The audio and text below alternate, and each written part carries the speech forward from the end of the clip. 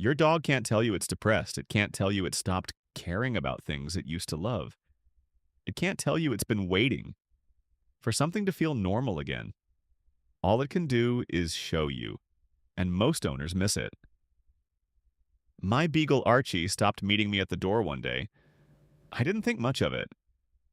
Then he stopped finishing his food. And if you know beagles, they don't stop finishing food. Then I found him standing in the corner of the bedroom, facing the wall.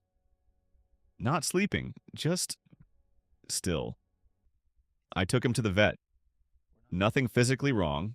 The vet said, "This looks like depression." I said, "Dogs get depressed?" She said, "More than people think." I spent weeks going through the research. Here's what I found, and if something feels off with your dog right now, stay with me. Part 1. Is it real? First question. Is dog depression actually real, or are we just projecting? The answer is real, and the proof comes from brain scans. Dogs share the same core brain structures we do, the ones that regulate emotion, motivation, and fear. They produce serotonin, dopamine, oxytocin, cortisol, the same neurochemicals that drive human mood. In 2012, neuroscientist Gregory Burns at Emory University put awake unrestrained dogs inside an fMRI machine. The reward centers of a dog's brain light up the same way a human's does in response to positive experiences. Dogs don't just react to the world, they anticipate it. They assign emotional value to experiences. And when those systems are disrupted by chronic stress, loss, or trauma, dogs show the same result humans do: withdrawal, lost motivation, flattened response to everything they used to love. The American Veterinary Medical Association doesn't yet list depression as a formal diagnosis for dogs, but veterinary behaviorists treat it. They see it constantly. The condition is real. The paperwork just hasn't caught up. Part 2. What it looks like. Let's talk about signs, specifically. The first is anhedonia, losing interest in things that used to bring pleasure. In 2016, researchers in Vienna ran a study on dogs under chronic mild stress. Those dogs stopped working for rewards they'd previously chased enthusiastically. The motivation just switched off. At home, it looks like this. The leash gets a slow blink instead of spinning. The toy sits untouched for days. You say walk, nothing happens. Every dog has off days. A single slow afternoon means nothing. It's the shift in baseline that matters. Ask yourself, compared to 6 months ago, has your dog's enthusiasm changed? Not dipped, but changed as a new normal? That's the question. Second, appetite changes. The hypothalamus controls appetite. It's hardwired to the same dopamine and serotonin pathways that regulate mood. When those pathways break down, eating is one of the first things to go. Depressed dogs approach the bowl slowly, or not at all. They skip meals. The anticipatory excitement before feeding, the pacing, the whining, hovering near the kitchen, disappears. A 2020 review in Applied Animal Behavior Science confirmed consistent changes in feeding behavior in dogs with previously high food drive are reliable markers of emotional distress. Track it for 2 weeks.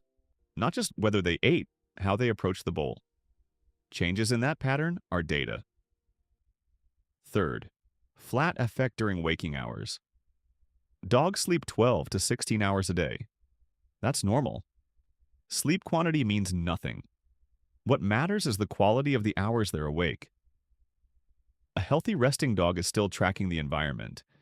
Ears rotating, eyes following movement, low-level alertness always present. A depressed dog is awake but disengaged. The door opens. Nothing. A familiar voice? Nothing. A squirrel outside the window? Nothing. A 2017 Hungarian study found that negative emotional states in dogs correlate with fragmented REM sleep. More sleep, less rest.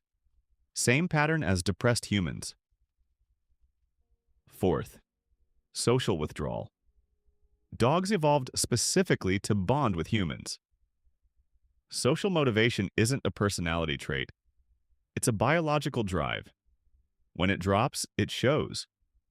The dog stops following you through the house, stops greeting you at the door, not calmly settled, but absent, uninterested. They find corners, closets, rooms nobody uses. This was the one that got me with Archie. He used to shadow me room to room. Every room. Kitchen, bathroom, didn't matter. Then one week I realized I hadn't tripped over him in days. He was always somewhere else. A 2015 University of Helsinki study measured how often dogs check in with their owners for emotional cues. Dogs in negative emotional states checked in significantly less. Less eye contact, less social referencing, less connection. Content dog settles near you. Withdrawing dog settles away from you. That's the whole difference. Fifth, body language. Tail hanging low and still, not tucked in fear, just motionless. Ears back, head dropped. Weight shifted toward the hindquarters. The dog seems to take up less space than usual. Researcher Turid Ruga spent decades cataloging what she called calming signals: repeated yawning when not tired, lip licking without food, turning the head away during direct interaction. In a struggling dog, these become more frequent, more pronounced. Learn your dog's baseline. What does comfortable look like for them specifically? That image is what you're measuring against. Part 3. What causes it? Depression in dogs is not random, it's triggered. Loss. Dogs form real attachment bonds to people, to other animals. When those bonds are severed, the neurobiological response is measurable. A University of Milan study surveyed owners whose dogs had lost a companion animal. 86% of dogs showed at least 4 behavioral changes consistent with grief: reduced play, altered sleep, reduced appetite, lasting months. Grief in dogs is documented. It is not projection. Environmental disruption. A dog's sense of safety runs on predictability. Moving a major household change, a shift in routine, all of it removes structure without explanation. Dogs cannot contextualize change. They can't tell themselves this is temporary. They experience the disruption directly with no narrative to soften it. Your emotional state. A 2019 study in Scientific Reports measured hair cortisol levels in 58 dogs and their owners over 2 seasons. The finding, dogs' long-term cortisol levels correlated significantly with their owners' cortisol levels. The direction of synchronization ran from human to dog, not the other way around. Your dog is not imitating your mood, it is physiologically carrying it. Not blame. Just the picture, as clearly as the science can draw it. Chronic understimulation. The most preventable cause and the most underestimated. A dog in a confined space with minimal exercise, minimal novelty, minimal social contact is not in a neutral state. It is in sustained deprivation. The research on this is unambiguous. Trauma, abuse, neglect, a single acutely frightening event.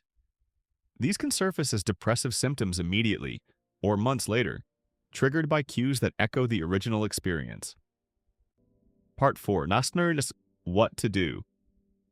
Step 1. Rule out physical causes first. Hypothyroidism, chronic pain, hormonal imbalances. All produce identical behavioral symptoms. All are treatable with medicine, not behavioral change. Vet visit before anything else. Non-negotiable. Step 2. Exercise. The intervention with the strongest evidence base, and it costs nothing. A 2006 University of Missouri study showed measurable increases in serotonin and dopamine in both dogs and humans after moderate walking sessions. 10 to 15 minutes, daily, consistent. Sporadic long walks are less effective than short walks done on a reliable schedule. Predictability matters neurochemically, not just psychologically. Step 3. Routine. Fixed feeding times. Consistent sleep location. The same daily sequence. When everything else feels uncertain, routine is what you can control. It reduces baseline cortisol and gives the dog a framework for its world. Step 4. Mental enrichment. The brain needs work, not just movement. Puzzle feeders, nose work, short training sessions, something new. A 2019 study in applied animal behavior science, dogs given regular cognitive challenges showed improved mood and reduced stress behaviors compared to controls. Enrichment is not entertainment. It is neurological maintenance. Step 5. Social contact on the dog's terms. Proximity. Calm presence. Let the dog come to you. Pressure increases avoidance. Patience reduces it. If none of this moves the needle, veterinary behaviorists can assess and treat. SSRIs and tricyclic antidepressants have documented efficacy in dogs. Medication is not a last resort. It is a clinical tool, same as any other. Urgent signs. Call your vet today. Call your vet same day and not later. If your dog refuses food or water for over 24 hours, becomes completely unresponsive to all stimuli, shows sudden extreme changes, not gradual ones, appears to be in physical pain, collapses or can't move normally. These may be medical emergencies. Only a vet can tell the difference. When I noticed what was happening with Archie, the changes I made weren't dramatic. Fixed feeding times, a walk every morning, even 10 minutes. Less time on the couch, more time on the floor beside him. 6 weeks before I saw a consistent shift. Not a moment, not a breakthrough. Just a gradual return to something that looked more like him. Archie is doing well now. I say that not to wrap this up neatly, but because I think it matters to know that these signs are reversible in most cases. They are not a permanent state. They are a signal, the only signal your dog has.